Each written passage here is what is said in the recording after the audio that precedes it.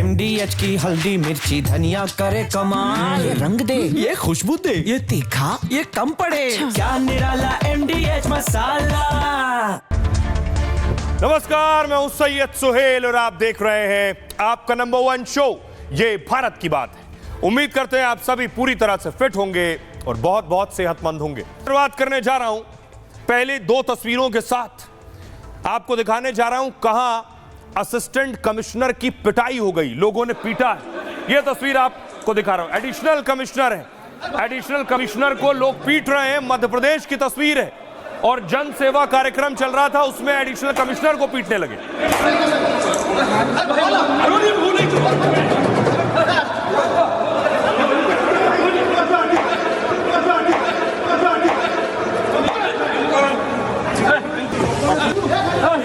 आपको दिखा रहा हूं, ये ओडिशा की तस्वीर है जहां एडिशनल कमिश्नर के साथ मारपीट हो रही है। ओडिशा में कमिश्नर साहब दरअसल जनसेवा कार्यक्रम कर रहे थे, नगर निगम के एडिशनल कमिश्नर हैं, वहां उनके साथ ये मारपीट शुरू हुई।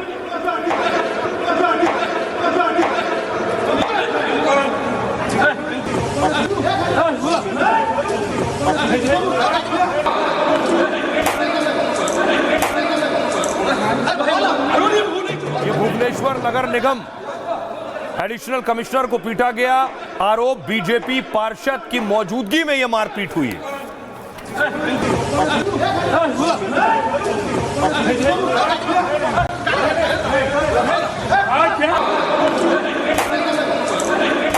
एक और तस्वीर आई है मारपीट की महाराष्ट्र से।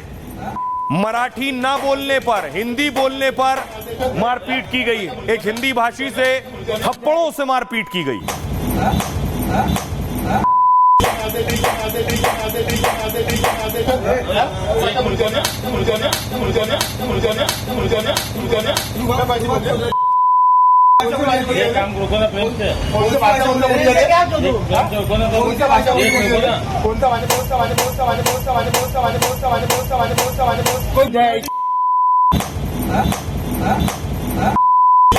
आप देख रहे हैं ये महाराष्ट्र की तस्वीर है और बताया जा रहा है ये राज ठाकरे के गुंडे हैं। इन्हें गुंडाई कहा जाएगा जो बीच सड़क किसी बेगुनाह के साथ मारपीट कर रहे हैं सिर्फ भाषा के विवाद को लेकर।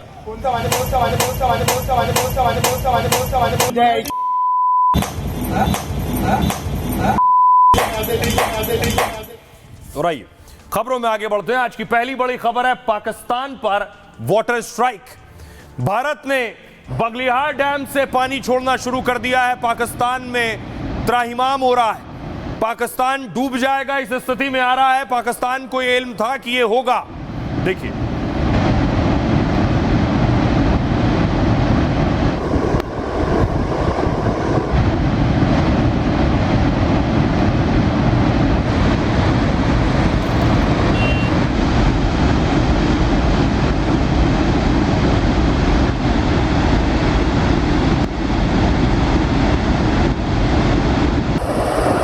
छोड़ना शुरू किया तो देखिए पाकिस्तान में क्या हाल है। पाकिस्तान के चैनल पर आप देख रहे हैं, पत्रकार बता रहा है कि भारत ने पानी छोड़ा और पाकिस्तान में सैलाब की स्थिति है। सुनिए पर इस वक्त कितना दरिया चनाब में हेडमराला के मुकाम पर इस वक्त कितना पानी दाखिल हो रहा है। दरिया चनाब में हेडमराला के मुकाम पर इस वक्त कितना पानी दाखिल हो रहा है। कल जो मैंने गुज़श्ता रोज आपको वीडियो दी थी वो सामने की तरफ की थी। आज उस तरफ के स्पेलवे जो हैं ये बंद किए गए हैं और शाम के वक्त यहाँ पर पानी जो है कल आज सुबह की बनिस्बत थोड़ा सा ज़्यादा है। आज सुबह 70,000 क्यूसिक के करीब था और अभी यहाँ पर 90,000 क्यूसिक पानी की जो है वो आमद रिकॉर्ड की जा रही है। सुबह क्या होगी सूरत और रात को क्या सूरत हाल होगी, भारत ये पानी छोड़े जाने के बाद देखिए जरा पाकिस्तान में चनाब में हाल क्या है। पानी की तीव्रता से आपको अंदाजा होगा पाकिस्तान में कितनी बड़ी तबाही आ सकती है। देखिए जरा पाकिस्तान के टीवी चैनल्स छाए हुए हैं इसी खबर के साथ कि भारत ने चिनाब में पानी छोड़ दिया है। सुनिए जरा क्या कह रहे हैं ये चैनल। इंक्रीज हो रहा है जम्मू कश्मीर में जो भारतीय डैम्स में उनका लेवल आहिस्ता आहिस्ता से इंक्रीज हो रहा है। जम्मू कश्मीर में जो भारतीय डैम्स में उनका लेवल आहिस्ता आहिस्ता से इंक्रीज हो रहा है। अगर उनका लेवल डेड लेवल तक चला गया तो फिर उसके बाद जो है दरिया चनाब में दरमियाने से ऊंचे दर्जे का सैलाब दाखिल हो सकता है। दरिया चनाब में दरमियाने से ऊंचे दर्जे का सैलाब दाखिल हो सकता है। आज रात से फिर चूंकि बारिश शुरू हुई है तो दरिया चनाब में हेडमराला के मुकाम पर एक दरमियाने से ऊंचे दर्जे का सैलाब दाखिल हो सकता है। जम्मू कश्मीर में जो भारतीय डैम्स में उनका लेवल आहिस्ता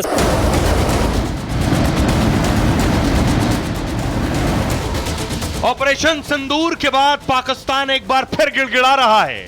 सिंधु जल समझौते को फिर से बहाल करने की अपील कर रहा है। इसके लिए पाकिस्तान कई तरह के तर्क दे रहा है। एक बार फिर जंग करेंगे, जंग में फतह हासिल करके इंडस वाटर ट्रीटी के तहत 3 दरिया उनका 3 दरिया हमारा, अगर या वो सिंतास मुआहिदा मान ले, इंटरनेशनल लॉ मान ले, ना हमें जंग करना पड़े। चिनाब नदी से पानी छोड़े जाने के बाद पाकिस्तान की टेंशन बढ़ गई है। दरिया चनाब में हेडमराला के मुकाम पर इस वक्त कितना पानी दाखिल हो रहा है। पाकिस्तान एक बार फिर भारत से पानी रोकने की अपील कर रहा है। पाकिस्तान को अमेरिका से जयशंकर ने इसका जवाब भी दिया। और आइए आपको बताऊं कि भारत ने कहां से पानी छोड़ा है और यह पानी कैसे पाकिस्तान में दाखिल हो रहा है, जो पाकिस्तान के लिए मुसीबत बन रहा है, उनकी टेंशन बढ़ा रहा है। ये आप देख रहे हैं भारत पाकिस्तान का नक्शा, और ये जो नीले रंग की जो आप लाइन देख रहे हैं, यही है चिनाब नदी। अब देखिए जरा, भारत में बना है बगलिहार डैम, यहीं से पानी छोड़ा जा रहा है। उसके आगे देखिए सलाल डैम है। ये दोनों बांधों से पानी छोड़ा जा रहा है और इन दोनों बांधों की दूरी है 128 किलोमीटर। और यहां से जब पानी छोड़ा जा रहा है, ये सीधे पाकिस्तान में देखिए चिनाब नीली रेखा कहां तक अंदर जा रही है। तो जब इसमें बाढ़ आएगी तो पाकिस्तान के सारे इलाके जलमग्न हो जाएंगे। इसलिए पाकिस्तान की टेंशन बढ़ गई है। अब देखिए पाकिस्तान क्या कह रहा है। पाकिस्तान हाथ जोड़ रहा है। पाकिस्तान का कहना है कि जो सिंधु जल समझौता है उसे फिर से बहाल कर दीजिए। भारत के आगे कैसे गिड़गिड़ा रहा है पाकिस्तान। बगलिहार और सलाल डैम के गेट खोलते ही पाक में हड़कंप मच गया है। ये दोनों हाइड्रोलिक डैम है, यानी बांध से बिजली भी बनती है। बगलिहार डैम चिनाब नदी पर बना है। चिनाब जम्मू और कश्मीर के रामबन जिले में बहती है। यह क्षेत्र पहाड़ी और हरा भरा क्षेत्र है जो चिनाब घाटी की सुंदरता को भी दर्शाता है। चिनाब में पानी छोड़े जाने से पाक के पंजाब में इस वक्त दहशत सबसे ज्यादा है। सियालकोट समेत कई इलाकों में बाढ़ का खतरा और बढ़ गया है। जम्मू कश्मीर बारिश के बाद काफी पानी यहां जमा हो गया है और इसके बाद सलाल और बगलिहार डैम से 6 गेट खोल दिए गए और इसको लेकर पाकिस्तान फिर पानी को लेकर गिड़गिड़ा रहा है। पाकिस्तान ने सिंधु जल संधि बहाल करने की अपील की है। पाकिस्तान ने हेग के मध्यस्थता न्यायालय के फैसले का हवाला दे दिया। पाकिस्तान ने कहा इसके अनुसार समझौता अब भी वैध है।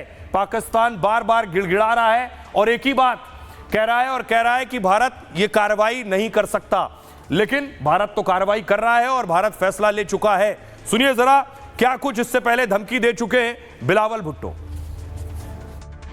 हुकूमत में आपका सिंधु का दिफा किया, हमने ब्रिटानिया में, यूरोप में आपका सिंधु में दिफा किया कि हम होने नहीं देंगे कि अगर भारत हमारे सिंधु की तरफ माली आंख भी दिखाता है तो इंशाअल्लाह ताला हम एक और जंग लड़ेंगे और एक बार फिर उनको शिकस्त दिलवाएंगे। हम इनको बताना चाहते हैं कि आपको सिंतास मुआहिदा मानना पड़ेगा। सिंतास मुआहिदा के तहत 6 में से जो 3 दरिया है वो पाकिस्तान के हवाले और बाकी 3 भारत के हवाले।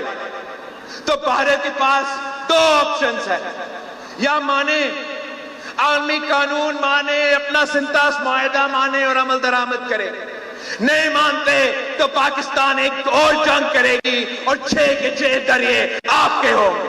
भारत आज तक कह रहा है, ये ट्रेलर था, बाकी मूवी आगे आपने देखना है। उनका वजीर आजम कह रहा है पाकिस्तान के नौजवानों को कि रोटी खाओ वरना मेरा गोली खाओ। इस सूरत हाल में पाकिस्तान और हमारा सिंतास मुआहिदा तोड़ने का ना सिर्फ उन्होंने धमकी की है, उनका वजीर ने कल भी कहा कि इसको हम बहाल नहीं करेंगे। तो इस सूरत में पाकिस्तान ने जरूर उस जंग का तैयारी करनी है। तो इस सिलसिले में उस तरीके से हमारा बजट में डिफेंस, अगर वो नहीं मानते सिंतास मुआहिदा को, डैम और कनाल्स निकालने की कोशिश करेंगे तो फिर पाकिस्तान जंग करेगी और हम 6 के 6 दरिया के पानी अपने अवाम को दिलवाएंगे। तो पाकिस्तान को आप देख रहे हैं घुटनों पर आ गया है और पाकिस्तान जंग की धमकी पहले दिन से दे रहा था, लेकिन भारत जल संधि स्थगित करने के बाद अपने हिसाब से भारत पानी छोड़ रहा है, रोक रहा है। दूसरी तस्वीर देखिए, पाकिस्तान को आज फिर बलूच लड़ाकों ने पीटा है। एक धमाका आप देख रहे हैं बलूचिस्तान में, यह धमाका हुआ है और बलूच लड़ाकों की तरफ से बीएलए ने धमाका किया है।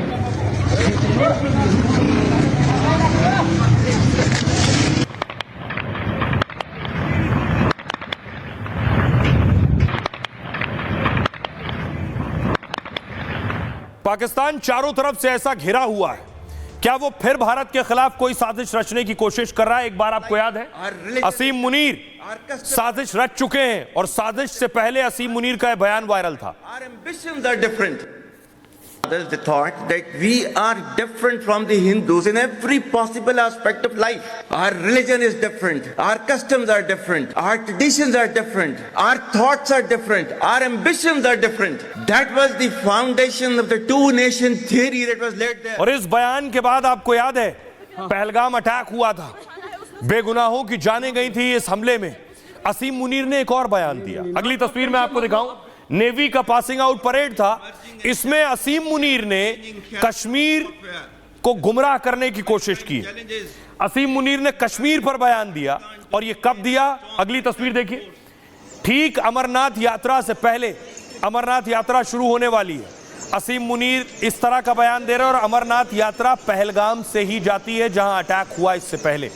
अब मैं आपको दिखाऊं कि पहलगाम में देखिए, उसके बाद बालटाल में सुरक्षा बढ़ा दी गई है क्योंकि अमरनाथ यात्रा शुरू होने जा रही है और इसलिए क्योंकि असीम मुनीर कोई और साजिश रच सकते हैं, क्योंकि भारत ने ऑपरेशन सिंदूर में जिस तरह से पीटा है उसके बाद वो फिर इस कोशिश में हो सकते हैं कि कोई और नया षड्यंत्र किया जाए। पाकिस्तानी फील्ड मार्शल असीम मुनीर क्या किसी और प्लानिंग में है? एक बार फिर मुनीर ने पहलगाम की तरह ही भड़काया है। 3 जुलाई से यानी परसों से अमरनाथ यात्रा शुरू होने जा रही है। यह यात्रा 9 अगस्त तक चलने वाली है और पहलगाम के रास्ते तीर्थयात्रियों का पहला जत्था रवाना होगा। 2 जुलाई को जम्मू बेस कैंप से पहला जत्था रवाना होना है। इसको लेकर सारी तैयारियां भी पूरी हो चुकी हैं। अमरनाथ यात्रा को लेकर सुरक्षा के कड़े इंतजाम किए गए। ऑपरेशन सिंदूर में पिटने के बाद कश्मीर राग अलाप रहे हैं मुनीर के बयान की टाइमिंग को लेकर इस वक्त सवाल उठ रहे हैं। क्या मुनीर ने अमरनाथ यात्रा को लेकर भड़काया है? भारत ने पहले से पाकिस्तान को चेतावनी दे रखी है, किसी आतंकी हमले को एक्ट ऑफ वॉर माना जाएगा, यानी जंग वाली हरकत। इसके बाद भारत इसका मुंहतोड़ जवाब भी देगा। मतलब ऑपरेशन सिंदूर 2 से दोबारा पाकिस्तान को करारा जवाब मिल सकता है। और देखिए असीम मुनीर क्या कह रहे हैं, उनकी जुबान, उनकी भाषा से यह अंदाजा लगाया जा सकता है कि उनकी कोशिश क्या है। हम भारत के कब्जे वाले जम्मू कश्मीर में रह रहे अपने कश्मीरी भाइयों के बलिदान का जिक्र करना नहीं भूल सकते हैं। हम आत्मनिर्णय के अधिकार की जंग में कश्मीरी जनता के साथ हैं, ताकि दुनिया भर में मान्यता प्राप्त इस दीर्घकालीन विवाद का संयुक्त राष्ट्र सुरक्षा परिषद के प्रावधानों के मुताबिक समाधान निकाल सकें। साथ ही कश्मीरी लोगों की आकांक्षाओं के साथ, जिसे भारत आतंकवाद कहता है, जो दरअसल वैध संघर्ष है। अब सवाल यह है कि अगर असीम मुनीर कोई साजिश रच रहे हैं तो पाकिस्तान को यह बात खुद विदेश मंत्री एस जयशंकर ने अमेरिका में बता दी है। तस्वीर आप देख रहे हैं, विदेश मंत्री अमेरिका में, उन्होंने अमेरिका से कह दिया है वहां पहुंचकर एक इंटरव्यू के दौरान कि ना पाकिस्तान की गीदड़ भपकी परमाणु बम और धमाकों से भारत डरने वाला है और भारत ऑपरेशन सिंदूर 2 के लिए भी तैयार है। देखिए जरा क्या कह रहे हैं विदेश मंत्री एस जयशंकर, और यह पाकिस्तान को अमेरिका में बैठकर जवाब है जिससे अमेरिका और ट्रंप भी सुन सकें। अमेरिका से विदेश मंत्री एस जयशंकर की पाक को यह वार्निंग है कि परमाणु ब्लैकमेल से भारत डरेगा नहीं। पाकिस्तान अगर परमाणु हमले की धमकी देता है तो भी पाक की आतंकी साजिशों का हम उसी तरह जवाब देंगे। पाकिस्तानी आतंकियों के खिलाफ कार्रवाई रुकेगी नहीं। पहलगाम हमले को एक आर्थिक मुद्दा बताया, कश्मीर में पर्यटन को नुकसान पहुंचाने की कोशिश बताया विदेश मंत्री ने। भारत ने पाकिस्तान की साजिशों का करारा जवाब दिया और सालों से आतंकवाद का सिलसिला चलता आ रहा है, विदेश मंत्री ने कहा, लेकिन इस बार देश की भावना थी, अब बहुत हो गया। ट्रंप के सीज फायर पर दावे को भी गलत बताया उन्होंने। उस बातचीत में ट्रेड डील का भी जिक्र नहीं था। आइए अब आपको सुनवाता हूं, सुनिए जरा क्या कुछ कह रहे हैं विदेश मंत्री एस जयशंकर। आतंकवाद मानवता के लिए सबसे गंभीर खतरों में से एक है। यह संयुक्त राष्ट्र द्वारा बताए गए सभी सिद्धांतों के विपरीत है। जब आतंकवाद को किसी राज्य द्वारा पड़ोसी के खिलाफ समर्थन दिया जाता है, जब यह कई तरह की अवैध गतिविधियों को बढ़ावा देता है, तो इसे सार्वजनिक रूप से उजागर करना जरूरी है। ऐसा करने का एक तरीका यह है कि दुनिया के सामने इसके बरपाए कहर को दिखाया जाए।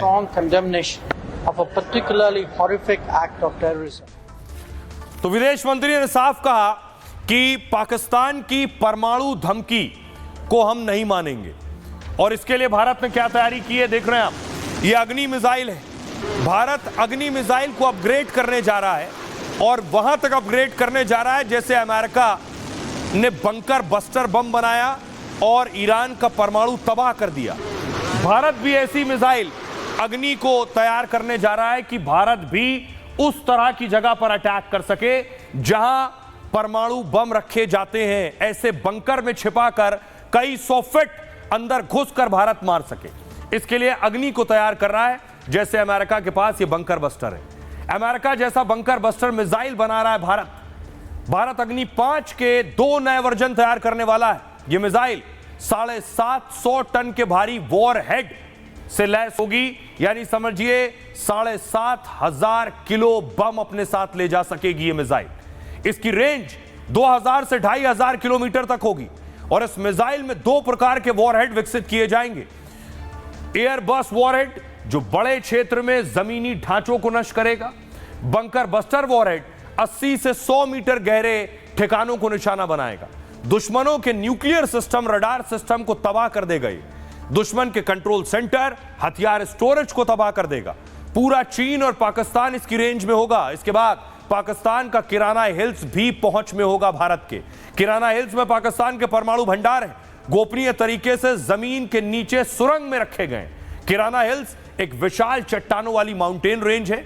यह पाकिस्तान के सरगोधा जिले में मौजूद है, और भारत दुश्मनों के बंकर तोड़ने वाली मिसाइलों की तरफ बढ़ रहा है। इस वक्त भारत पाक तनाव, इजराइल ईरान युद्ध के बाद सुरक्षा पर जोर है, और पाकिस्तान चीन ने जमीन के नीचे कई ठिकाने बनाए हुए हैं। पहाड़ी क्षेत्रों, ऊंचाई वाले इलाकों में भी ये मिसाइलें असरदार होगी।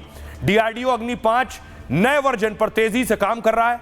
इसके बाद भारत अमेरिका के बंकर बस्टर बम की लगभग बराबरी कर लेगा, और इसलिए पाकिस्तान टेंशन में है, क्योंकि भारत न सिर्फ अग्नि को अपग्रेड कर रहा है, बल्कि भारत ने अपनी नेवी को भी अपग्रेड किया है। आपको याद होगा भारत कराची के बहुत नजदीक था, लेकिन अब देखिए आईएनएस तमाल को भी नेवी में शामिल किया गया है। यह युद्धपोत की खासियत क्या है मैं आपको बताऊंगा। ये कमीशन जब हो रहा है उसकी तस्वीर देखिए। सम्मान गार्ड आपके निरीक्षण के लिए तैयार है श्रीमान।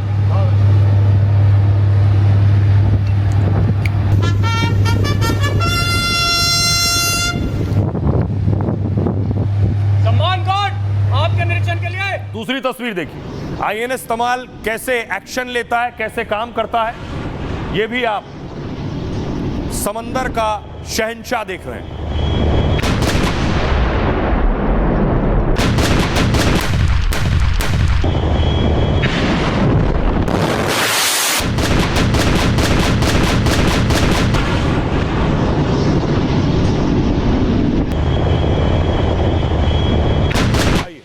अब आपको बताऊं कि इसकी खासियत क्या है आईएनएस तमाल की, और इससे पाकिस्तान और चीन क्यों घबराए हुए हैं। भारतीय नौसेना की शक्ति और ज्यादा बढ़ गई। अत्याधुनिक युद्धपोत आईएनएस तमाल नेवी में कमीशन किया गया। रूस के कालिनिनग्राद में इसे नेवी में शामिल किया गया। समंदर में देश के दुश्मनों के लिए बड़ा खतरा साबित होगा। ये एक स्टील्थ मल्टी रोल युद्धपोत है। इसकी खासियत ब्रह्मोस मिसाइल, स्टील तकनीक और तेज गति है। यह S-500 एयर डिफेंस सिस्टम की पकड़ से भी बाहर रहता है, जिससे यह समुद्र में लगभग अजेय हो जाता है।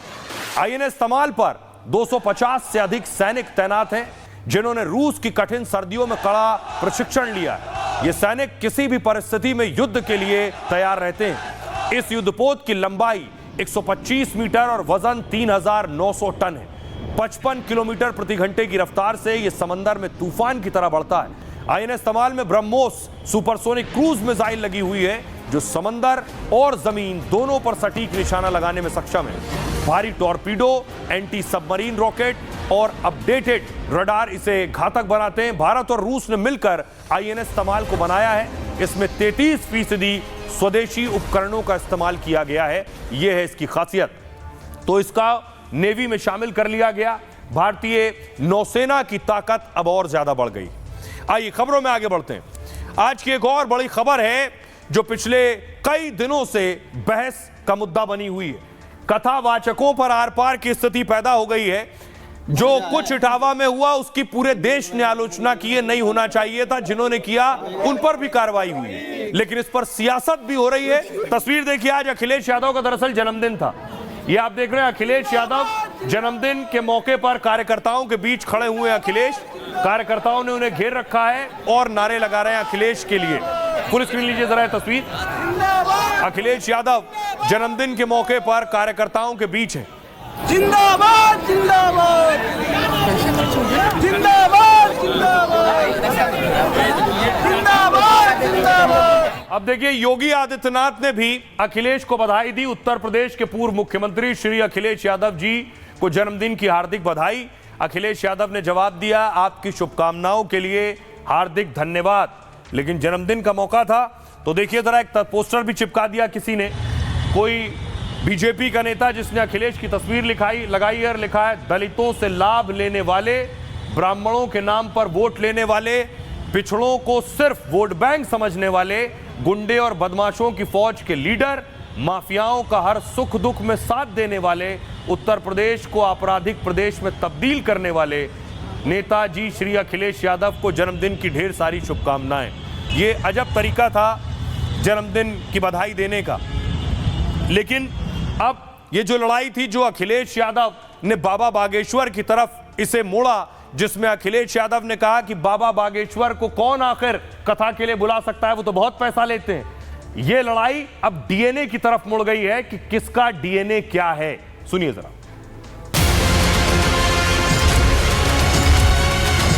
कई कथावाचक हैं जो 50 लाख रुपए लेते हैं। कोई किसी की हैसियत है कि धीरेन्द्र शास्त्री को बुला ले अपने घर? हमें लगता है कि इस घटना से सबसे ज्यादा कोई खुश होगा तो जो देश को गजवाए हिंद चाहते हैं वो लोग बहुत खुश होंगे। कथावाचकों को लेकर शुरू हुआ घमासान थमने का नाम नहीं ले रहा। उत्तर प्रदेश के पूर्व सीएम अखिलेश यादव ने बाबा बागेश्वर की कथा पर सवाल उठाए। कहा ये बाबा कथा के लिए 50 लाख तक की डिमांड करते हैं। कई कथावाचक हैं जो 50 लाख रुपए लेते हैं। कोई किसी की हैसियत है कि धीरेन्द्र शास्त्री को बुला ले अपने घर कथा के लिए? कोई अंडर टेबल लेगा वो बाबा पैसे? आप पता करवा लीजिए, अंडर टेबल नहीं लेते हैं वो धीरेन्द्र शास्त्री क्या? बाबा बागेश्वर ने अखिलेश यादव पर पलटवार किया। कहा कुछ लोग हिंदुओं को ही लड़ाने का काम कर रहे हैं। हमें लगता है कि इस घटना से सबसे ज्यादा कोई खुश होगा तो जो देश को गजवाए हिंद चाहते हैं वो लोग बहुत खुश होंगे। ये बहुत पुराना ट्रेंडिंग है और कुछ राजनीतिक नेता अपनी रोटियां सेकने के लिए इस प्रकार का कार्य करते हैं। हम उनको भी प्रार्थना करेंगे, वो ठीक है, आपका जो भी विषय है अच्छा है। जो इटावा की घटना हुई बहुत बुरी हुई, उस पर हमने बहुत खुल के बोला, मुखर होकर बोला। एक पिता की 4 संतानें हैं, सभी समान हैं। बड़ा वाला प्रिय नहीं हो सकता पिता को, ना छोटा वाला, चारों प्रिय होते हैं। वैसे ही हम सब परमात्मा की संतान हैं, तो चाहे वो ब्राह्मण हो, क्षत्रिय हो, वैश्य हो या सेवक, चतुर्थ वर्ण, शूद्र, चारों परमात्मा के हैं। वेदों में भी इसकी बात है। तो हम एक बात कहना चाह रहे हैं कि इस देश को अगर भव्य बनाना है, देश को दिव्य बनाना है, तो काष्ठवाद से नहीं बनेगा, राष्ट्रवाद से बनेगा। देश की भी स्थिति जर्जर हो रही, देश खस्ता हाल में जा रहा। इस देश में कभी भी विकास पर बात बहुत कम होती है। इसमें ये नहीं होना चाहिए था कि जातिवाद, होना ये चाहिए था कि दोनों भाई भाई हैं, दोनों पक्षों को बैठा करके विवाद की जगह संवाद रखना चाहिए। और ये तो हम नहीं कह सकते कि उनको क्या लाभ होगा, वो भगवान जाने और हनुमान जी जाने और वो जाने। हम इतना जानते हैं कि हमने कमर कस ली है। निश्चित रूप से हमारा इस घटना के बाद कार्य बढ़ा। हमें लगता है कि इस घटना से सबसे ज़्यादा कोई खुश होगा तो जो देश को गजवाए हिंद चाहते हैं वो लोग बहुत खुश होंगे। हिंदू ही एक नहीं रहेगा तो हिंदुस्तान नहीं रहेगा।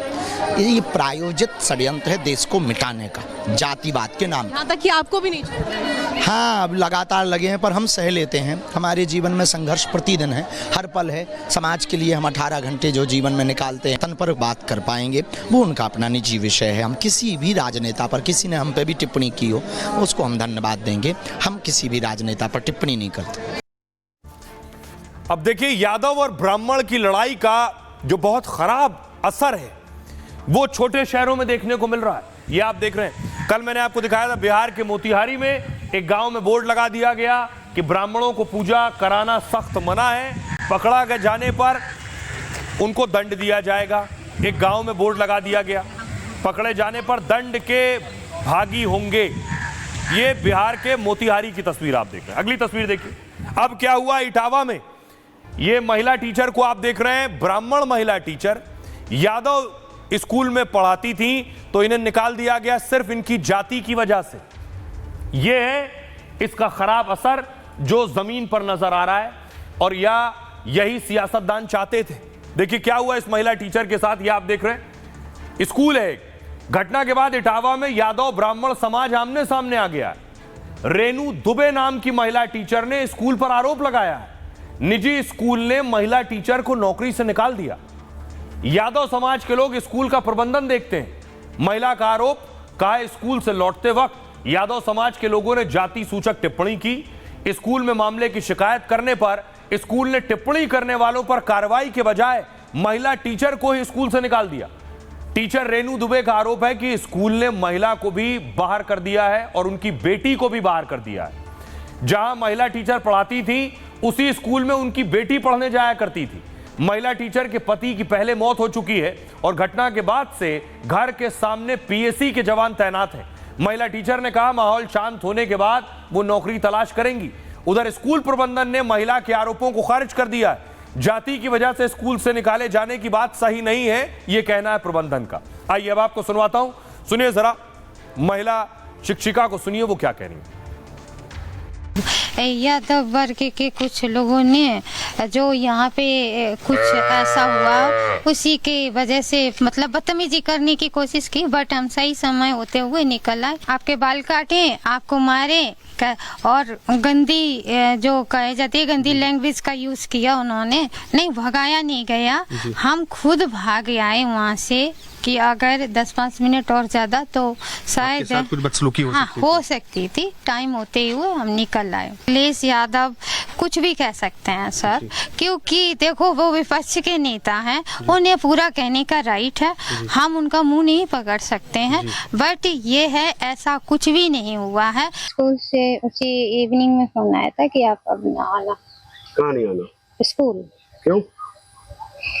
अब नहीं आना, अब वो उनका है, अब उन्होंने किस लिए बोला कि नहीं आना, तो हमने कहा नहीं आएंगे, उसमें क्या। नौकरी से बाहर निकाल दिया? हाँ।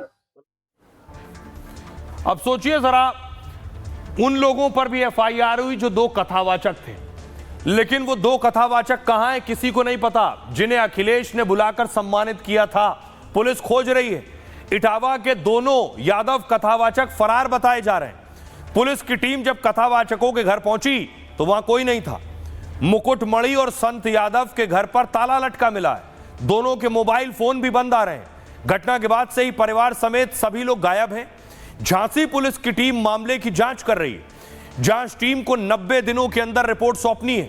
मुकुटमणि संत यादव इटावा के गांव में कथा कर रहे थे। शक होने पर गांव के ब्राह्मणों ने उनकी जाति पूछी और दोनों ने जब अपनी जाति यादव बताई तो हंगामा हो गया।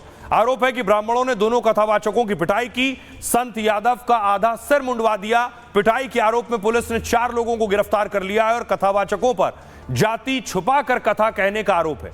पुलिस ने दोनों के पास से 2-2 आधार कार्ड बरामद किए। आरोप है दोनों ब्राह्मण बनकर कथा कर रहे थे और दोनों कथावाचकों पर छेड़खानी का भी आरोप है। पुलिस ने दोनों के खिलाफ केस दर्ज किया और गिरफ्तारी के डर से ही दोनों कथावाचक फरार चल रहे हैं, जिन्हें पुलिस तलाश रही है। अब मैं आपको बताऊं बड़ी चीज ये कि ये जो यादव बनाम ब्राह्मण की लड़ाई है, इसके पीछे की सियासत क्या है। जिस दिन ये मामला सामने आया था उस दिन मैंने आपको बताया था इसकी शुरुआत उत्तर प्रदेश से हुई है, लेकिन इसका असर बिहार में होना है। आज फिर एक बार मैं आपको बताता हूं कि आखिर इसके पीछे वजह क्या है, ये यादव ब्राह्मण की लड़ाई आखिर क्यों हो रही है और कौन करवा रहा है, कौन चाहता है किसे फायदा हो। उत्तर प्रदेश में देखिए यादव 11% है, ब्राह्मण 12%, 1% ज्यादा। यानी यहां यादव ब्राह्मण होगा तो यहां कुछ असर खास नहीं होगा। यहां 10 जिलों में यादवों का असर है, 12 में ब्राह्मण समुदाय का असर है। सीटों में देखें तो यादवों का असर 55 सीटों पर है, ब्राह्मण 62 सीटों पर प्रभावित कर सकते हैं। लेकिन जैसे ही आप बिहार चलेंगे, यानी यादव ब्राह्मण की लड़ाई का असर बिहार में होगा, तो इसका फायदा देखिए किसे होगा। 14% यादव आबादी है, ब्राह्मण 3.65% है, और जिलों में असर यादवों का लगभग 15 जिलों में है, ब्राह्मण आबादी का असर 5 जिलों में। और सीटों पर असर देखिए, 60 सीटों पर यादव वोट असर डालता है और 12 सीटों पर ब्राह्मण वोट। तो उत्तर प्रदेश से जो यादव बनाम ब्राह्मण की लड़ाई शुरू हुई है, यह बिहार में बड़ा असर डाल सकती है। सुनिए जरा लोग क्या कह रहे हैं। ये जो खबरें सामने आ रही हैं कि जमीन पर ये जो जाति की खाई नेता बढ़ाना चाह रहे थे, वो बढ़ती दिख रही है। लोगों की इस पर प्रतिक्रिया क्या है? अब देखिए, यादव रेजिमेंट को सड़क पर उतार दिया, उनको तो दंगे में झोंक दिया, उपद्रव करने में लगा दिया। अब पुलिस की गाड़ी पर पथराव, उसके साथ साथ पुलिस के ऊपर पथराव, पूरा वीडियो पूरा देश देख रहा है। और अपना क्या कर रहे हैं, यादव बनाम ब्राह्मण करा दिया और अपना जाकर के यादव जी के यहाँ भोजन कर रहे हैं। पूरा वीडियो जारी हो रहा है। अभी किसी मुवज्जिन के बारे में बोला, किसी मौलवी के बारे में बोला, और धीरेन्द्र कृष्ण शास्त्री अंडर टेबल नहीं लेते, ओपन टेबल लेते हैं। 1000 बिस्तर का कैंसर हॉस्पिटल बनवा रहे हैं। तुम्हारी 7 पीढ़ियों का पुण्य जो है, प्रताप जो है, वो अभी एकत्रित नहीं हुआ। तुम धीरेन्द्र कृष्ण शास्त्री क्या किसी छोटे कथावाचक से भी भागवत नहीं करा पाओगे। इनका खानदान ही शुरू से विरोधी रहा है, सनातन विरोधी। इनके पिताजी ने भी अयोध्या के कार सेवकों पर गोली चलवाई। ये हमेशा सनातन विरोधी हैं, ये कभी नहीं कथा कराएंगे। अगर कराएं तो मैं करने तैयार हूँ। अगर वो मुस्लिम धर्म गुरु पे बोले तो उनको आने वाले समय में वोट नहीं मिलेगा, क्योंकि वोट के लिए वो अपनी राजनीति कर रहे हैं। और जो उनका जो समाज है, समाज से क्यों वो बोलेंगे? समाज उनकी विरोध नहीं कर रही है, जो राजनेता लोग हैं वही कर रहे हैं। जैसे मुलायम सिंह ने भी विरोध किया, अखिलेश यादव ने भी विरोध कर रहे हैं। तो ये क्या है कि उनकी समाज नहीं कर रही है। जैसे धीरेन्द्र शास्त्री जी हैं, उनकी समाज से भी कई कन्या उनके विवाह कराए हैं। अगर इतना ही उनको वो है तो वहाँ, और यहाँ समाज में उनकी कन्याओं का विवाह करके दिखाएं। ये तो सिर्फ सनातन को टारगेट बनाते हैं, सनातन पर ही ये बोलते हैं, अन्य धर्म पर ये नहीं बोल सकते। क्यों नहीं बोल सकते? क्योंकि ये यदि बोल देंगे तो ये अंडरग्राउंड हो जाएंगे, ये ओपन नहीं रह सकते, न कभी चुनाव में आ सकते, न लड़ सकते। आइए खबरों में आगे बढ़ते हैं। इस जाति विवाद के बाद आपको योगी आदित्यनाथ का एक नया रूप दिखाते हैं। पब्लिक के हीरो और अपराधियों में खौफ योगी को लेकर। यह योगी की तस्वीर आप देख रहे हैं। जनता दरबार लगा था और जनता दरबार में देखिए एक बच्ची आई है, आगे बैठी है। योगी आदित्यनाथ से उसने कहा कि स्कूल में एडमिशन चाहती है। सुनिए।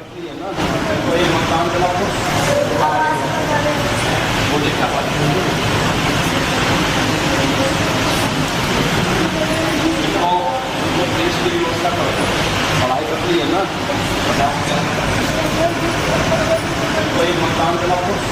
आपको याद होगा कुछ दिन पहले ही एक बच्ची और योगी आदित्यनाथ के दरबार में आई थी। उसने कहा था बाबा मेरा एडमिशन करा दो, और 4 घंटे में उसका एडमिशन हो गया। सुनिए। अच्छा, एडमिशन तो स्कूल नहीं जाना चाहती है? नहीं, स्कूल जाना चाहती हूँ। तो फिर क्या चाहते हैं? फिर क्या चाहती है? ये कह रही हूँ आप स्कूल में एडमिशन करवा दो। अच्छा, एडमिशन? हाँ। अच्छा, कौन क्लास में? सील गुप्ता में। अरे कौन क्लास में? और वो नाम नहीं पता ना मुझे। अच्छा, 10th में कराएं, 11th में कराएं? इसका एडमिशन करो भाई, इसका एडमिशन हर हाल में हो जाए, घबराओ, ठीक है ना? स्कूल एडमिशन होगा, ठीक है? और देखिए एडमिशन हो गया उस बच्ची का। ये आप देख रहे हैं, बच्ची को दाखिला मिल गया और मुरादाबाद के बहुत शानदार स्कूल में एडमिशन मिला।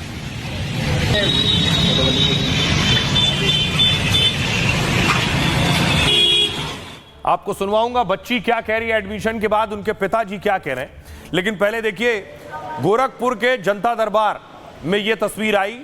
कार्यक्रम में 7वीं में पढ़ने वाली छात्रा पंखुड़ी पहुंची। पंखुड़ी त्रिपाठी गोरखपुर के पुरदिलपुर की रहने वाली है। आर्थिक तंगी की वजह से उसकी पढ़ाई छूटने की कगार पर है, इसलिए वो खुद सीएम योगी के जनता दरबार में पहुंच गई। जब योगी पास पहुंचे तो उसने कहा, मैं पढ़ाई करना चाहती हूं, फीस माफ करवा दीजिए या फिर इसका इंतजाम करवा दीजिए। बच्ची की बात सुनते ही योगी रुक गए और बातचीत करने लगे। योगी ने छात्रा से कहा, आप चिंता बिल्कुल मत करो, हमारी सरकार यह सुनिश्चित करेगी कि पढ़ाई ना छोड़नी पड़े आपको। योगी ने वादा किया, फीस माफ होगी या फीस का प्रबंध करेंगे हम। इससे पहले 5 साल की मासूम जनता दरबार में पहुंची थी। बच्ची ने कहा, मैं स्कूल जाना चाहती हूं, एडमिशन करा दीजिए। तब योगी ने सख्त आदेश देकर 4 घंटे में एडमिशन करा दिया। उसका एडमिशन मुरादाबाद के नामी सीएल गुप्ता स्कूल में कराया गया। बताया जाता है इस स्कूल में नर्सरी की सालाना फीस 2 लाख रुपए है। बच्ची का यह स्कूल शिक्षा के अधिकार के तहत आवंटित किया गया, लेकिन स्कूल का प्रबंधन बच्ची को एडमिशन नहीं दे रहा था। पहले योगी से शिकायत के बाद लखनऊ से मुरादाबाद तक एक्शन हुआ। मुरादाबाद से बीएसए ने, बेसिक शिक्षा अधिकारी ने खुद बच्ची का एडमिशन लेटर जारी किया। अब गोरखपुर की पंखुड़ी भी पढ़ाई की मांग लेकर योगी के पास पहुंची है। सुनिए जरा, मुरादाबाद की जिस बच्ची का एडमिशन हुआ वो क्या कह रही है, उनके पिता क्या कह रहे हैं। सीएम साहब के पास नहीं, योगी जी के पास क्या बात हुई, क्या मैंने कहा स्कूल में एडमिशन करा दो। कौन से स्कूल? गुप्ता में। तो बेटा हो गया एडमिशन? कब हुआ? आज। किस किस के साथ आई थी? पापा के साथ, मम्मी के साथ, बहन के साथ और मैं। एडमिशन हो गया? मैं कहना चाहूंगी थैंक यू। ये डॉक्यूमेंट लाओ, वो डॉक्यूमेंट लाओ, सारे डॉक्यूमेंट सबमिट करने के बाद अच्छा हम देखते हैं, अभी करते हैं, अभी प्रक्रिया चल रही है। लास्ट मोमेंट पे जब लास्ट मोमेंट हो गया, अब आज 24 तारीख हो गई, तो मैंने कहा छुट्टी भी गर्मी की ख़त्म हो गई, अब स्कूल खुलने वाले हैं, तो मेरी बच्ची का भविष्य अधर में चला जाएगा। इसीलिए जाके मैं योगी जी से जाके मुलाकात करी। 10 दिन बीत गए, 22 तारीख हो गई, तो मैं 23 तारीख को सीएम जनता दरबार में जाके मैंने गुहार लगाई और योगी जी से मुझे आश्वासन प्राप्त हुआ और मेरा दाखिला बच्ची का हो गया। बहुत बहुत धन्यवाद मुख्यमंत्री जी का। और मैं चाहता हूं कि मेरे जैसे और भी लोग गरीब परिवार के बच्चे हों जिनका दाखिला आरटीई के तहत होना है, उनका जल्द से जल्द करा जाए। तो योगी आदित्यनाथ का आपने एक ये रुख देख लिया, और योगी आदित्यनाथ का अपराधियों के लिए दूसरा रुख देखिए। ये आप देख रहे हैं उत्तर प्रदेश में कानून हाथ में लेने वाले मैनपुरी देख रहे हैं, लुटेरे को पुलिस ने एनकाउंटर में ढेर कर दिया है। ये देख रहे हैं तस्वीर आप, बागपत की सिपाही के हत्यारे का एनकाउंटर हो गया है।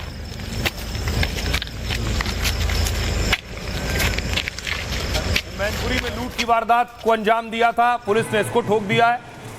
और ये अगली तस्वीर आप देख रहे हैं, मुरादाबाद की चोरी के आरोप में इस शख्स का एनकाउंटर हुआ है।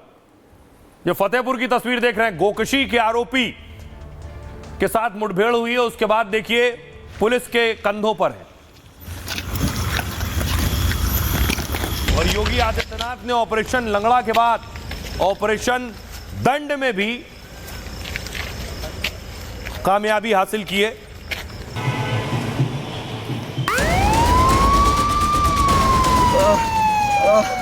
उत्तर प्रदेश में अपराधियों पर योगी ताबड़तोड़ चाबुक चला रहे हैं। ऑपरेशन लंगड़ा के बाद अब योगी ने ऑपरेशन दंड की शुरुआत कर दी है, जिसमें आजीवन कारावास से लेकर फांसी की सजा तक बदमाशों को दिलाई जा रही है। योगी के इस ऑपरेशन से पूरे यूपी के अपराधी दहशत और खौफ में आ गए हैं। अब देखिए जरा, योगी आदित्यनाथ की जो पुलिस है वो सिर्फ एनकाउंटर नहीं करती है।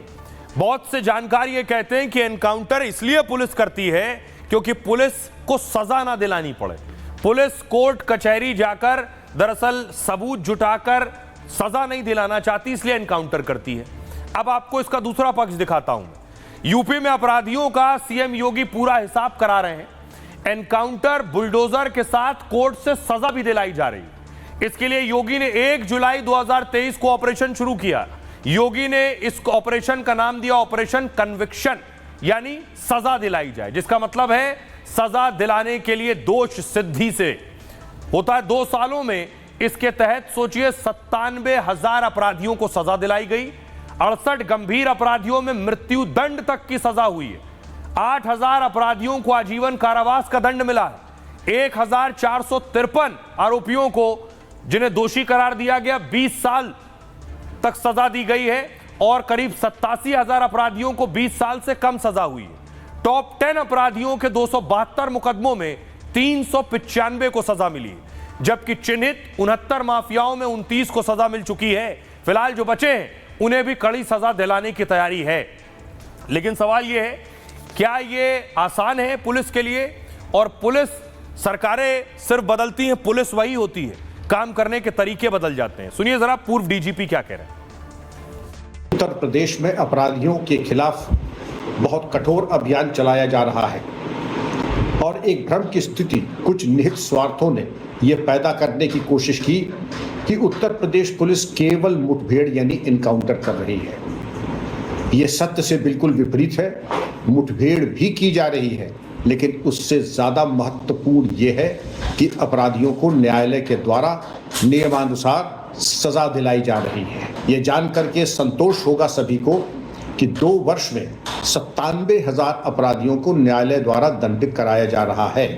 इसके पीछे कुशल विवेचना, परिपक्व मार्गदर्शन और बहुत सुदृढ़ अभियोजन और इस प्रकार किया जाता है कि अपराधियों के भागने के तमाम रास्ते बंद हो जाएं, जिसके परिणाम स्वरूप ये सफल एक परिणाम सामने आया है कि लगभग 97,000 अपराधियों को दंडात्मक न्यायालय द्वारा सजाएं सुनाई जा चुकी हैं और इस दंड का ये परिणाम रहा है कि एक भय और आतंक का वातावरण अंडरवर्ल्ड में अपराधियों में छा गया है। हो रही खबरों में आगे बढ़ते हैं। उत्तर प्रदेश में अपराध और अपराधियों पर कैसे एक्शन हो रहा है ये देख लिया। अब एक और राज्य है कोलकाता। कोलकाता में जो गैंगरेप हुआ है उसको लेकर अब तक सड़कों पर प्रदर्शन चल रहा है। क्या कह रही है वो पीड़िता जिसका कबूलनामा सामने आया है, ये तस्वीर आप देख रहे हैं। आज भी प्रदर्शन हुआ कोलकाता में गैंगरेप के खिलाफ, ये प्रदर्शन हुआ है। बीजेपी भी प्रोटेस्ट कर रही है, बीजेपी का प्रदर्शन आप देख रहे हैं।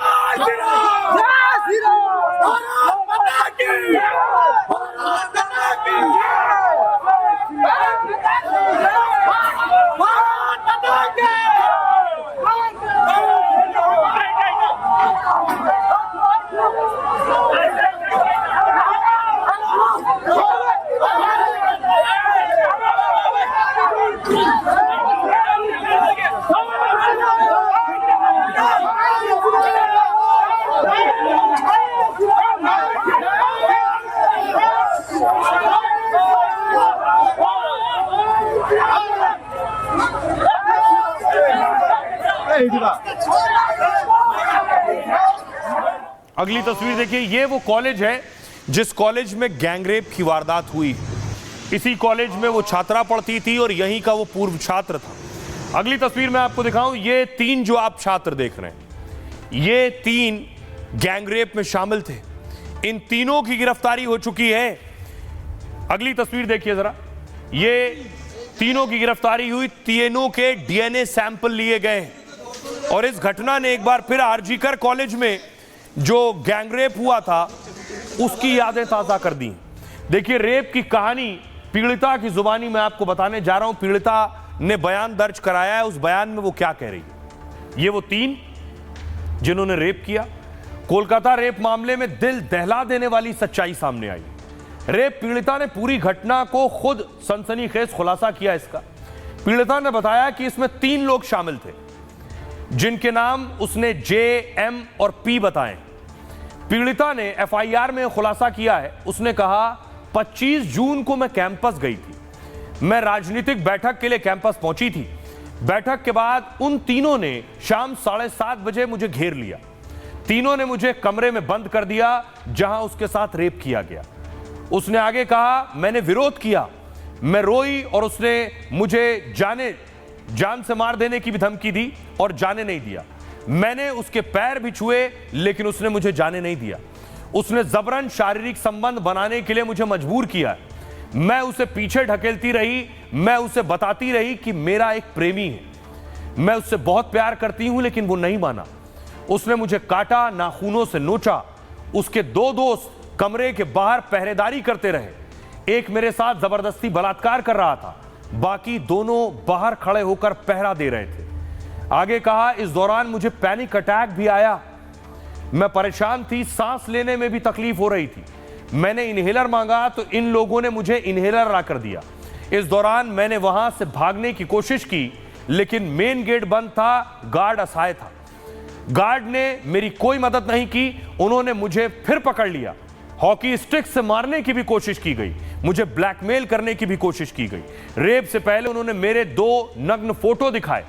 यह भी कहा कि मैं जब बुलाऊंगा तुम्हें आना पड़ेगा। मुझे धमकी देते हुए कहा, तुम्हारे बॉयफ्रेंड को भी मार देंगे, मेरी बात नहीं मानोगी तो तुम्हारे मां बाप को जेल भिजवा देंगे। ये पीड़िता की दिल दहला देने वाली आप बीती है। सुनिए जरा क्या कुछ कह रहे हैं इस पर अब सियासतदान। पहले महिला डॉक्टर, उसके साथ अभद्र घटना घटी। अब दूसरी महिला जो वकालत की पढ़ाई करी थी, उस बच्ची के साथ ये घटना घटी। आज पंचायत की एक महिला अध्यक्ष या मेंबर, उसके कपड़े सड़क के ऊपर खींचे जा रहे हैं। आप समझिए ये पूरी दुर्घटना को, आप समझिए कि पश्चिम बंगाल भारत का हिस्सा है, या भारत का नियम कानून चलता है। ये कोई पूर्वी पाकिस्तान नहीं है और इसको पूर्वी पाकिस्तान बनाने का प्रयास ना करें। ममता बनर्जी पूरी डेमोक्रेसी को यहाँ पे ख़त्म कर चुकी है और पुलिस बिहेव ऐसी कर रही है कि पुलिस नहीं है, ममता बनर्जी की पार्टी के कैडर है जो यूनिफॉर्म में है कैडर, लेकिन यूनिफॉर्म पहने हुए हैं। परिवार को ऐसी स्थिति में रखा गया है कि परिवार मुंह ना खोले। डर का माहौल तैयार करके रखा गया है पूरे बंगाल में। गवर्नेंस जो है फेल हो चुकी है। कम से कम महिलाओं का जो भी कोई केस है, महिला के ऊपर कोई राजनीति नहीं होना चाहिए, किसी प्रेशर में नहीं आना चाहिए, उनका फ्री FIR होना चाहिए, ईमानदारी से उसका इन्वेस्टिगेशन होना चाहिए और कठोरतम जो उसकी सजा होना चाहिए। अब मैं आपको बताऊं, ये जो कॉलेज में रेप हुआ, ये बाकायदा पूरी प्लानिंग के साथ अंजाम दिया गया। कैसे पूरी प्लानिंग हुई, पीड़िता ने जो आप बीती बताई, ये आप कॉलेज की तस्वीर देख रहे हैं। कोलकाता गैंगरेप में पूरी प्लानिंग की गई। पहले पीड़ित लड़की तीनों आरोपियों के टारगेट पर थी। लॉ कॉलेज में एडमिशन के दिन से ही वो निशाने पर थी। पुलिस के एक बड़े अधिकारी ने इस बात के संकेत दिए हैं। कोलकाता गैंगरेप के तीनों आरोपियों से पूछताछ चल रही है।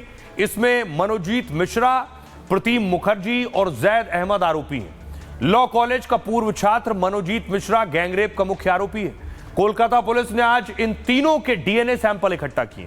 कलकत्ता मेडिकल कॉलेज और अस्पताल में सैंपल लिए गए, जिसमें इनकी बॉडी के फ्लूइड, यूरिन के नमूने लिए गए।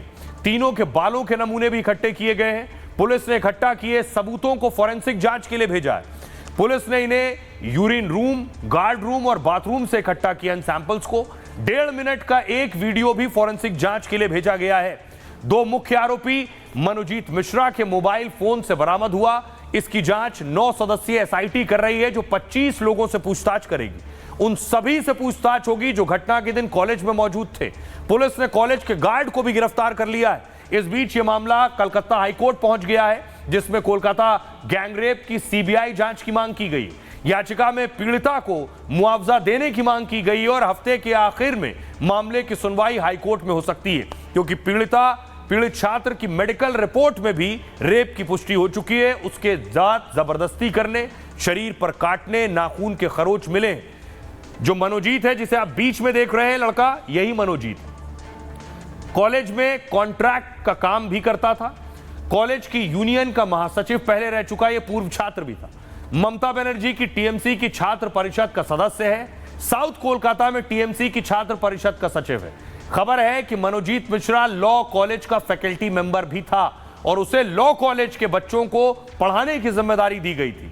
आरोपी मनोजीत मिश्रा की उम्र 31 साल है और फिलहाल पुलिस की गिरफ्त में है। ये सुनिए जरा क्या कुछ कह रहे हैं इस पर। उससे पहले मैं आपको दिखाऊं कि मनोजीत की जो तस्वीरें सामने आई हैं, वो तस्वीरें हैरान करने वाली हैं। ये आप तस्वीरें देख रहे हैं। पहली तस्वीर दीदी के भतीजे के साथ आप देख रहे हैं मनोजीत की। दूसरी तस्वीर आप देख रहे हैं सियासतदान के साथ और ये TMC नेताओं के साथ आप तस्वीर देख रहे हैं। लेकिन सुनिए जरा सियासतदान इस पर क्या कह रहे हैं, उन्हें सुनिए जरा। महिला मुख्यमंत्री के नाते ममता बनर्जी को शर्म होना चाहिए, शर्म करना चाहिए। जो हम लोगों को आने की जरूरत है वो अच्छे मुख्यमंत्री बन जाते, महिला को रक्षा कर पाते, हमारे को आने की जरूरत नहीं है। तो वो अपने चेहरा जाकर आईने में देखे, एक महिला के नाते क्या सुरक्षा दे पा रहा है महिला को। बंगाल के जनता मोदी के साथ देगा, ममता बनर्जी को जनता रास्ता दिखाएगा और बंगाल से विदाई करेगा। ये फैक्ट फाइंडिंग कमेटी इसीलिए भारतीय जनता पार्टी ने बनाई ताकि सच्चाई लोगों के सामने आ सके। पुलिस तो गंभीर से गंभीर संगीन अपराधों को अब इतिहास रहा है कि हशप करती है, एविडेंस जो है सो डिस्ट्रॉय कर देती है, डिमोलिश कर देती है। तो अब देखिए पुलिस ने हम लोगों को कोऑपरेट नहीं किया, हम लोगों को कॉलेज में इंटर करने का पूरा तरह मौका नहीं दिया, पीड़िता से मिलने का मौका नहीं दिया, उनके परिजनों से मिलने का मौका नहीं दिया। लेकिन जो कुछ हमने कलेक्ट किया है वो रिपोर्ट हम दे गए। ये बात बिल्कुल सही है कि बंगाल के लॉ एंड ऑर्डर पूरा गिर चुका है। अभी ये सरकार का परिवर्तन होना ही है, नहीं तो बंगाल का जो लड़की है, बंगाल का जो माताएं हैं, ये सुरक्षित नहीं है। पिछले 15 सालों में कम से कम 50 से 60-70 ऐसा कुछ हो जाएगा, ये घटना घटा है। और आइए खबरों में आगे बढ़ते हैं। एक खबर दिल्ली से है। पुराने वाहनों को दिल्ली में नो फ्यूल यानी ईंधन नहीं मिलेगा। जो दिल्ली में पुरानी गाड़ियां हैं, इस नियम के बारे में पहले आपने सुना होगा, लेकिन अब ये लागू हो गया है।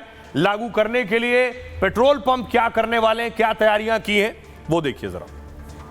दिल्ली में प्रदूषण को लेकर यह बड़ा एक्शन हुआ है। आज से पुराने वाहनों को दिल्ली में ईंधन मिलना बंद हो गया है।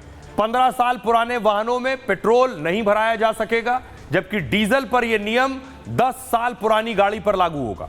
दिल्ली के 350 पेट्रोल पंप पर विशेष निगरानी सिस्टम लगाए गए। इसके तहत हर पेट्रोल पंप पर AI से लैस कैमरों को लगाया गया है। कैमरों को परिवहन विभाग के डेटाबेस से जोड़ दिया गया है। अगर पंप पर कोई भी पुराना वाहन ईंधन लेने के लिए पहुंचता है तो यह सिस्टम उसकी नंबर प्लेट के जरिए उसकी उम्र का पता लगा लेगा कि कितनी पुरानी गाड़ी है, और फिर पेट्रोल पंप पर उसका अनाउंसमेंट शुरू हो जाता है। ईंधन मिलता नहीं और सूचना परिवहन विभाग को भेज दी जाती है। दिल्ली के 100 संवेदनशील पेट्रोल पंप पर पुलिस तैनात की गई है। साथ ही 59 पेट्रोल पंप की निगरानी पर्यावरण विभाग खुद कर रहा है। इन गाड़ियों का दिल्ली की सड़क पर चलना पूरी तरह से प्रतिबंधित है। 4 पहिया गाड़ियों पर 10,000, 2 पहिया पर 5,000 का जुर्माना है। दिल्ली में करीब 62 लाख वाहनों पर अब ईंधन का संकट है। इनमें 41 लाख 2 पहिया और 18 लाख 4 पहिया वाहन है। दूसरे राज्यों के पेट्रोल पंप पर जाकर इनमें ईंधन डलवाया जा सकता है, लेकिन दिल्ली की सड़कों पर ऐसे वाहन पूरी तरह प्रतिबंधित हैं। इन पर एक्शन हो सकता है। सुनिए जरा क्या कह रहे हैं डीसीपी। जैसा कि आपने खुद बताया कि ऑनरेबल जो CAQM है उसने आज से जो end of the life vehicles हैं उनको फ्यूल के लिए मना कर दिया है, तो फ्यूल नहीं मिलेगा। इससे पहले भी हम लोग कार्रवाई कर रहे थे, लेकिन हम पिकेट के जरिए या हमें कोई गाड़ी दिखती थी उसको पकड़ रहे थे, लेकिन पेट्रोल पंप पे नहीं पर्टिकुलरली। तो आज पहली बार सभी पेट्रोल पंप पे हमारी और लोकल पुलिस प्लस में ट्रांसपोर्ट डिपार्टमेंट की टीम तैनात की गई है। तो दिल्ली पुलिस ने अपनी तैयारी कर ली है। खबरों में आगे बढ़ते हैं और अब बात मॉनसून से हाहाकार मचा है दुनिया के किन किन देशों में। तस्वीर देखिए, इटली की तस्वीर मैं आपको दिखा रहा हूं। डरा देने वाली तस्वीर है। पानी के बहाव से आपको अंदाजा होगा क्या हालात है इटली में।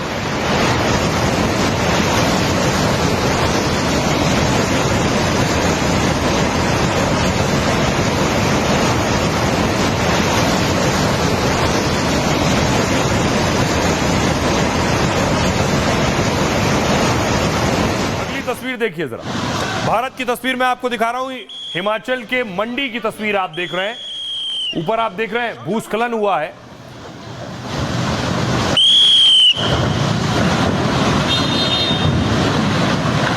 सर छोड़ो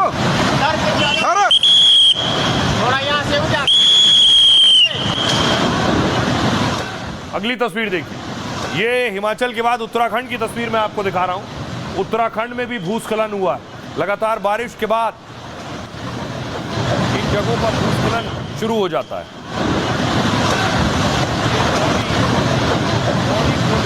राष्ट्रीय राजमार्ग पर पहाड़ का मलबा गिरा।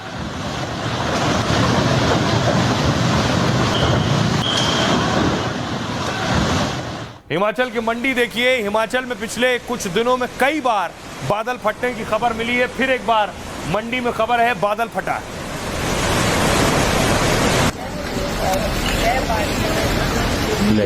बादल फटने के बाद आप देख रहे हैं गाड़ी मलबे में दबी हुई है। कार को देखिए जरा, ये देखिए अगली तस्वीर मैं आपको दिखा रहा हूं। ये भी हिमाचल की मंडी की तस्वीर आप देख रहे हैं। बादल फटा है और उसके बाद तस्वीर उसके बाद की आप देख रहे हैं।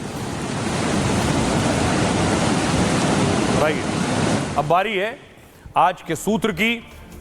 आपको बताते हैं कि आखिर आज सूत्र में क्या खास है। जरूरी नहीं कि कामयाबी के लिए सबसे तेज चलना सही हो। जिंदगी में कामयाबी के लिए तेजी से ज्यादा संतुलन होना जरूरी है। यह सूत्र दिया था अंतरिक्ष में जाने वाली पहली भारतीय महिला कल्पना चावला ने। कल्पना चावला का जन्म 1962 में हरियाणा के करनाल में हुआ। कल्पना बचपन से पढ़ने में बहुत तेज थी। उनके माँ बाप चाहते थे कि वो बड़ी होकर टीचर बने, लेकिन बचपन से उनका झुकाव हवाई जहाज और अंतरिक्ष की ओर ज्यादा था। तब लड़कियों को पढ़ने और अंतरिक्ष विज्ञान जैसे विषय में कम मौके मिलते थे, लेकिन उन्होंने रूढ़ियों को तोड़ा, पंजाब से एरोनॉटिकल इंजीनियरिंग की, आगे पढ़ाई और अपने सपने को पूरा करने के लिए वो अमेरिका चली गई। वहीं से एरोस्पेस में मास्टर डिग्री ली और पीएचडी की। अमेरिका में उन जैसी डिग्री वाले सैकड़ों लोग थे। ऐसे में उन्हें लगा कि कहीं उनका सपना अधूरा ना रह जाए, लेकिन उन्होंने हार नहीं मानी और कड़ी मेहनत से अलग पहचान बनाने में जुट गई। वो घंटों रिसर्च करने लगी, रोबोट से लेकर नई नई तकनीक पर काम करने लगी। कुछ दिनों में ही उनकी रिसर्च और काबिलियत की चर्चा होने लगी। एक वक्त आया जब वो अपने सपनों के करीब पहुंच गई। उन्हें नासा की टीम में जगह मिल गई। नासा में कल्पना ने कड़ी मेहनत की। नतीजा ये हुआ कि अंतरिक्ष कार्यक्रम में जगह मिल गई। सालों की मेहनत और सपनों को पूरा करने की जिद से यह संभव हुआ है। नासा में रहते हुए कल्पना 2 बार अंतरिक्ष यात्रा पर गईं, लेकिन दूसरी बार का सफर आखिरी सफर साबित हुआ। धरती पर लैंड होने से पहले उनका स्पेसक्राफ्ट क्रैश हो गया। 41 साल की उम्र में ही उनका निधन हो गया। लेकिन कम उम्र में ही कल्पना ने बड़ी सीख दी, और वो ये थी कि अगर आप कुछ बड़ा करना चाहते हैं तो इससे फर्क नहीं पड़ता कि आप कहां हैं, आपके पास कितने साधन हैं। जरूरी है सपना देखना और उस सपने को पूरा करने की जिद ठान लेना। बहरहाल ये भारत की बात है में इतना ही। आप अपना और अपनों का बहुत बहुत ख्याल रखिए। रुक रहे हैं एक छोटे से ब्रेक के लिए।